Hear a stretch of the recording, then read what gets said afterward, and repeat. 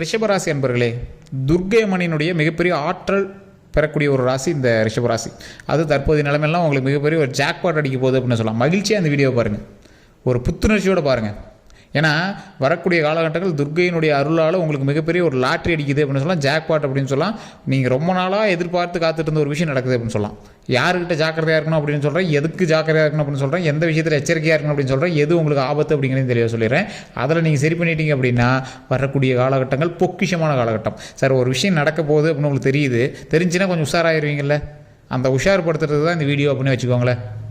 துர்க்கையினுடைய அருளால் உயிர் தப்பிச்சிக்கலாம். உங்களுடைய தனிப்பட்ட ஜாதகத்தோட்டையும் செக் பண்ணிக்கிட்டு வேறு ஏதாவது பிரச்சனை இருக்கான்னு தயவு செஞ்சு பார்த்துக்கோங்க. இப்போ நம்ம சொல்கிறது ராசி பலன், புரியுதுங்களா? உங்களுக்கு வேறு நட்சத்திரம், வேறு தசாபுத்தி, வேறு லக்கினம், வேறு நட்சத்திரம், வேறு இடத்துல நீங்கள் பிறந்தவங்க, வேறு நிமிஷத்தில் பிறந்தவங்க, வேறு ஆட்கள் உங்களை சுற்றி இருக்கிறாங்க. அப்போ உங்களோட ஜாதகம் வேறு மாதிரி தான் செயல்படும். இப்போ நம்ம சொல்கிறது பொதுவான ஜாதகம், பொது ராசி பலன். ஸோ இது 100% உங்களுக்கு மேட்ச் ஆகலை அப்படின்னா, இல்லை சார் நீங்கள் சொல்கிறது 50% தான் மேட்ச் ஆகுது அப்படின்னா ஃபஸ்ட் வீடியோ பார்த்துருங்க. ஒரு 50% தான் மேட்ச் ஆகுது அப்படின்னா கண்டிப்பாக உங்களோட லோக்கலில் ஒரு ஜாதகத்தை கொடுத்து உங்களோட ஜாதகத்தை பாருங்கள். இல்லை சார் எனக்கு லோக்கலில் பார்த்தா இது வரைக்கும் செட் ஆகலை, நீங்கள் சொன்னது எனக்கு ஓரளவுக்கு பாயிண்ட்டாக படுது அப்படிங்கிறவங்க மட்டும் கீழே டிஸ்கிரிப்ஷனில் ஃபோன் நம்பர் இருக்குது, அந்த ஃபோன் நம்பருக்கு ஃபோன் பண்ணி பேசி சால்வ் பண்ணிக்கலாம். அதே மாதிரி ஃபேஸ்புக்கில் பார்த்துட்டிங்கன்னா ஸ்க்ரீனில் நம்பர் ஓட விட்டுருக்கோம், அந்த நம்பருக்கு ஃபோன் பண்ணி பேசி தெரிஞ்சுக்கலாம். சார் இன்னொன்று நல்லா தெரிஞ்சுக்கோங்க, ஹைலைட்டான ஒரு பாயிண்ட்டு, நல்ல விஷயம் ஒன்று. இந்த ரிஷபராசி ஒரு கலைத்துறையில் ஈடுபடணும் அப்படின்னு நினைக்கக்கூடிய ராசி. இவங்க கலைத்துறையில் ஈடுபடுறாங்களோ இல்லையோ அதன் மீது ஒரு ஆர்வம் அதிகமாக இருக்கும். சார் பாடணும்னு எனக்கு ஆசை, ஆனால் பாடுறதுனா நான் ஏதாவது சிரிப்பாங்களோ ஏதாவது நினச்சிவாங்களோ அப்படின்னு பயம். அதுக்காக ஸ்டெப்பு நான் இது வரைக்கும் எடுத்தது சார் அப்படிலாம் நிறைய பேர் இருப்பாங்க. கலைத்துறை சார்ந்த மக்களுக்கு இந்த ரிஷபராசி ஒரு உறுதுணையான ராசி. கொஞ்சம் ஸ்டெப் எடுத்தீங்க அப்படின்னா ஹைலைட் பண்ணி விட்ருவோம். பழசை விட இப்போ உங்களுக்கு டிஜிட்டல் வாழ்க்கை உங்களுக்கு ஓரளவுக்கு நல்லா எடுத்து கொடுக்கும் அப்படின்னு சொல்லலாம். காலகட்டமே அப்படி தான் இருக்குது. ஆனால் ரிஷபராசி கை கொடுக்கக்கூடிய ஒரு நேரம் இந்த நேரம் அப்படின்னு சொல்லலாம். யூடியூப்பில் போடுறது, இல்லை ஏதாவது ஒரு காம்படிஷன் அட்டன் பண்ணுறது, அதன் மூலமாக நீங்கள் ஃபேமஸ் ஆகிறது, இந்த மாதிரி விஷயங்கள்லாம் உங்களுக்கு நடக்கிறதுக்கான வாய்ப்புகள் அதிகமாக இருக்குது. திருமண வாழ்க்கை ஈடுபட்டதுக்கப்புறம் என்ன நடக்குதுன்னே தெரியல சார் அப்படின்னு இருக்கவங்க இந்த ரிஷபராசிகளில் 99% பேர் அப்படின்னு சொல்லலாம். ஆண்களாக இருந்தாலும் சரி, பெண்களாக இருந்தாலும் சரி. ஏன்னா ரிஷபராசி பொறுத்தவரைக்கும் திருமண வாழ்க்கைக்கு அப்புறம் அப்படியே டோட்டலாக ஒரு சின்ன சேஞ்சஸ் உங்களோட லைஃப்லேயே தெரிய ஆரம்பிச்சிருக்கும். அது என்ன சார் நல்லதுன்னு மாதிரியே இருக்குது சார், ஆனால் என்னன்னே தெரில சார், ஒருவேளை தப்பு பண்ணிட்டோமோ சார் அப்படிங்கிற மாதிரிலாம் நிறைய இடத்துல யோசிக்கிறது உண்டு. இந்த ரிஷபராசி திருமணத்துக்கு மட்டும் இல்லை, எல்லா விஷயத்துக்குமே அப்படி யோசிப்பீங்க. காரணம் என்ன அப்படின்னா, உங்களுக்கு சாட்டிஸ்ஃபையான மனம் கிடையாது. ரிஷபராசியை பொறுத்த வரைக்கும் எது செய்தாலும் முழுமை பெறாத ஒரு மனம் உங்களுக்கு. கடவுளினுடைய படைப்பே அப்படி தான், உங்களை தப்பு சொல்லி பிரயோஜனம் இல்லை. ரிஷபராசியில் பொறுத்த நிறைய பேர் நான் பார்த்துருக்கேன். ஆனால் குறிப்பிட்ட ஒரு காலகட்டம் உங்களுக்கு வரும், அந்த காலகட்டத்தில் அப்படியே சாமியார் மாதிரி மாறிடுவீங்க. எப்படி தெரியுமா? சார் இதுக்கு மேலே என்ன சார், போதும் சார் அப்படிங்கிற மாதிரி. நல்ல ஒரு லைஃப்பை வாழ்ந்தால் போதும் சார், சந்தோஷமாக நான் வாழ்ந்தால் போதும் சார், நீண்ட ஆயுளோடு வாழ்ந்தால் போதும் சார், ஃபேமிலியோடு நான் ஹாப்பியாக சந்தோஷமாக வாழ்ந்தால் போதும் சார், கடன் இல்லாமல் சந்தோஷமாக இருந்தால் போதும் சார், உடல் ஆரோக்கியமாக இருந்தால் போதும் சார். இந்த ஸ்டேஜுக்கு இனி வரக்கூடிய காலகட்டங்கள் சந்தோஷமாக வரும். மகிழ்ச்சியான காலகட்டங்களை நோக்கி நீங்கள் பிரயாணிக்கிறீங்க சார், அதனால் நீங்கள் கவலையப்பட தேவையில்லை. இந்த ரிஷபராசிக்காரர்கள் சின்ன சின்ன விஷயத்தில் சின்ன சின்ன தடங்களை அனுபவிச்சு தான் இந்த இடத்துக்கே வந்திருப்பீங்க. துரோகங்களை அதிகமாக சந்திச்ச ராசி ரிஷபராசி. நட்பு வட்டாரங்களை அதிக துரோகத்தை சந்திச்சிருப்பீங்க. என்ன சார் பண்ணுறது, மறப்போம் மன்னிப்போம் அப்படிங்கிற மாதிரி நீங்கள் இருப்பீங்க. வேறு வழி இல்லை, அவனை ஸ்கிப் பண்ணி தான் போயாகணும் அப்படிங்கிற மாதிரி இருப்பீங்க. உங்கள்கிட்ட வாங்கி சாப்பிட்டாலும் அவங்கள எதிர்த்து பேசியிருப்பான். உங்கள்கிட்ட வாங்கி சாப்பிட்டவங்களாம் இவனாம் ஒரு ஆளான்னு மதித்து போவான். கையை கட்டி கும்பிட்டவங்களாம் காரில் போகும்போது டாட்டா கட்டிட்டு போவான். இந்த மாதிரிலாம் அவங்க நீங்கள் நிறைய இடத்துல பார்த்துருப்பீங்க. இது அதிகமாக நடந்தது ரிஷபராசிக்காரர்கள் தான். அப்போனா அந்த ரிஷபராசிக்காரர்கள் ஏமாலியா சார்? கிடையவே கிடையாது சார்.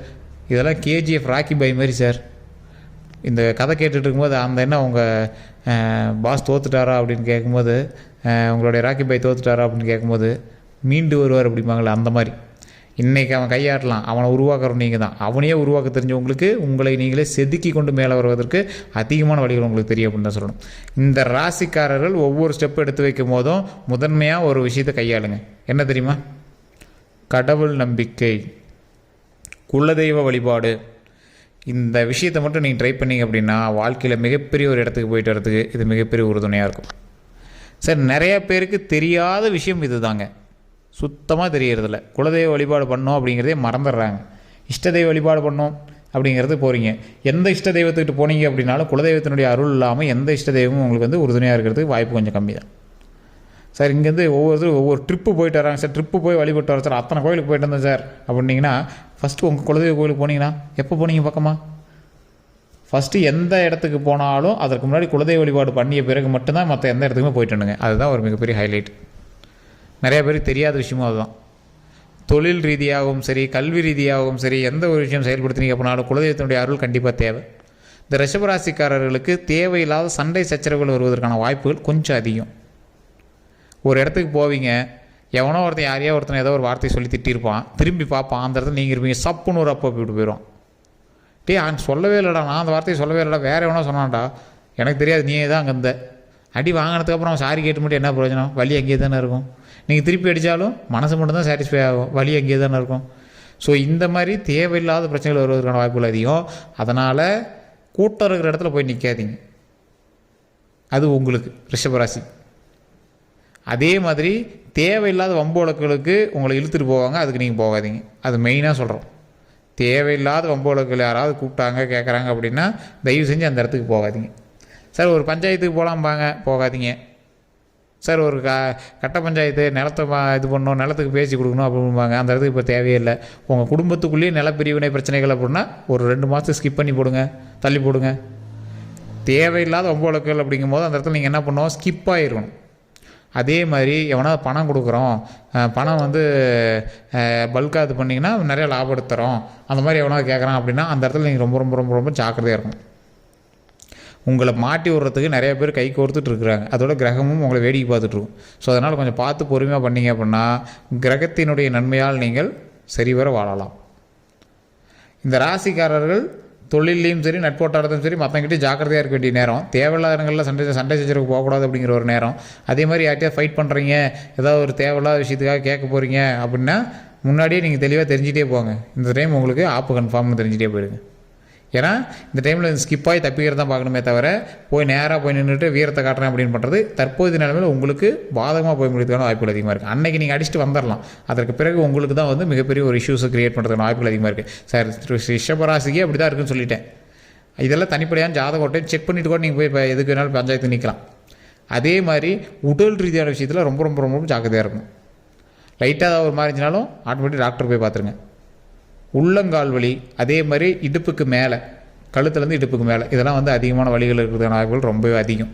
என்னன்னே தெரியல சார், ஏதோ குறைதானே என்னன்னு தெரியல அப்படிங்கிற மாதிரி போய் செக் பண்ணுவீங்க. அவன் டாக்டர் ஒன்றுமே இல்லை அப்படிம்பாங்க. அதே மாதிரி வீட்டில் யார்கிட்டயோ பேசுவீங்க, அதை பற்றியே குழம்பிட்டே இருப்பீங்க. உங்கள் வீட்டில் யாரோ மகனோ இருக்காங்க, இல்லை உங்களோட சகோதரி இருக்காங்களோ, அவன் கிடக்கிறான்பா, அவன் ஏதோ ஒன்று பேசிட்டு இருப்பான்பா அப்படின்னு ஃப்ரீயாக விட்ருவாங்க. இதையே திருப்பி சொல்லிட்டு இருக்கிறீங்க அப்படிங்கிற மாதிரி ஃப்ரீயாக விட்ருவாங்க. இது குறிப்பிட்ட நாட்களில் உங்களுக்கு உடல் ரீதியான உபாதைகளை கொடுத்து அது சரியாயிடும். இருந்தாலும் எது பண்ணாலும் ஆட்டோமேட்டிக்காக டாக்டரை போய் செக் பண்ணிக்கிறது பெட்டர். இந்த ராசிக்காரர்களுக்கு மட்டும்தான் இன்னொரு ப்ளஸ் பாயிண்ட். நீங்கள் எந்த விஷயங்கள் தடங்கள் ஏற்பட்டாலும் அதுக்கு அடுத்த விஷயங்கள் நல்லபடியாக நடந்துடும். ஆனால் ஒரு சிலர் 2-3 டைம் தடங்கள் ஏற்பட்டே இருக்குது அப்படின்னா கண்டிப்பாக ஜாதகத்தை பாருங்கள், செக் பண்ணிக்கோங்க. லோக்கலில் ஜோதிடர் இருக்காங்கன்னா அங்கேயும் கூட செக் பண்ணுங்கள். இல்லையா டிஸ்கிரிப்ஷன் நம்பர் கொடுத்துருங்க, அந்த நம்பருக்கு ஃபோன் பண்ணி நீங்கள் பிறந்த நேரம் பிறந்த தேதியை சொல்லி செக் பண்ணிக்கலாம். அதே மாதிரி உடல் ரீதியான விஷயத்துக்கு கவனமாக இருக்கீங்களோ இல்லையோ, வண்டி வாகனத்தில் கொஞ்சம் கவனமாக இருங்க. உடல் ரீதியான விஷயத்துலையும் கவனமாக இருக்கணும். வண்டி வாகனங்கள் நீங்கள் ஓட்டுறீங்க அப்படின்னா சரி, வேறு இங்கே ஓட்டி உட்காந்துட்டு போகிறீங்க அப்படின்னா சரி, ரேஸ் போகிறது, ஓவர்டேக் பண்ணுறது, அரசாங்க விதிகளை மீறி வண்டி ஓட்டினீங்க அப்படின்னா மாட்டுவீங்க. இந்த டைம் மாட்டுறது மட்டும் இல்லை, கொஞ்சம் வண்டி வாகனத்தில் எச்சரிக்கையாகவும் இருக்க வேண்டிய காலகட்டம். அதே மாதிரி உங்களுடைய வாகனத்தை உங்களோட நண்பர்கள்ட்ட கொடுத்து ஓட்ட சொல்கிறதோ, இல்லை வண்டி கேட்டாங்க சார் கொடுத்து விட்டா அப்படின்னு சொல்கிறதோ, உங்களை கேஸில் மாட்ட வைக்கிறதுக்காக அளவுக்கு உங்களுக்கு வாய்ப்புகள் அதிகம். சார் இந்த டைம் கொஞ்சம் ரிஸ்க் ஃபேக்டர்ஸ் அதிகம், கொஞ்சம் ஜாக்கிரதையாக இருக்கணும், அவ்வளோதான். மற்றபடி தொழிலில் ஓரளவுக்கு பரவாயில்லையாக இருக்கும். அதே மாதிரி நீங்கள் ஏதாவது ஒரு நிலபலன் வாங்குறீங்க அப்படின்னா அது அமையறதுக்கான வாய்ப்புகள் அதிகம். அதே மாதிரி நகை வாங்குறீங்க அப்படின்னா அந்த வாய்ப்புகளும் உங்களுக்கு அமையறதுக்கான வாய்ப்புகள் அதிகம். சார் இன்றைக்கி விற்கிற ரேட்டு வாங்க முடியுமா? இந்த ரிஷபராசிக்காரர்கள் மட்டும் எப்பவுமே விலை அதிகமாக இருக்கும்போது தான் போய் வாங்குவாங்க. அது எங்களோட கட்டத்திலே இருக்குது அப்படின்னு தான் சொல்லணும். ஸோ எப்போ அதிகமாக இருக்கோ அப்போ தான் உங்களுக்கு வாங்குற மாதிரி யோகம் இருக்கும். அதான் வீடு கட்டுற யோகம் இருந்தால் தான் வீடு கட்ட முடியும். அது டைம் இல்லாத போதெல்லாம் நீங்கள் போய் சும்மா வீடு கட்டினாலும் அது அமையிறது தான் பெரிய விஷயங்க. வீடு கட்டக்கூடிய யோகம் இருந்தால் மட்டுமே வீடு அமையும். அதே மாதிரி இந்த ராசிக்காரில் பொறுத்தவரைக்கும் எந்த ஒரு ஸ்டெப் எடுக்கணும் அப்படின்னு வச்சாலும் சின்ன சின்ன தடங்கல்கள் ஏற்பட்டாலும் அதுக்கப்புறம் நன்மையாக நடக்குங்க. அதனால் நீங்கள் எந்த ஒரு ஸ்டெப்பு எடுக்காமல் மூலையிலேருந்து வேடிக்கை பார்க்குறது, ஸ்டெப்பு எடுங்க. அது நடக்காத அப்புறம் பார்த்துக்கலாம். கடவுள் மீது வார்த்தை போட்டு அந்த செயல்களை செய்ய ஆரம்பிங்க.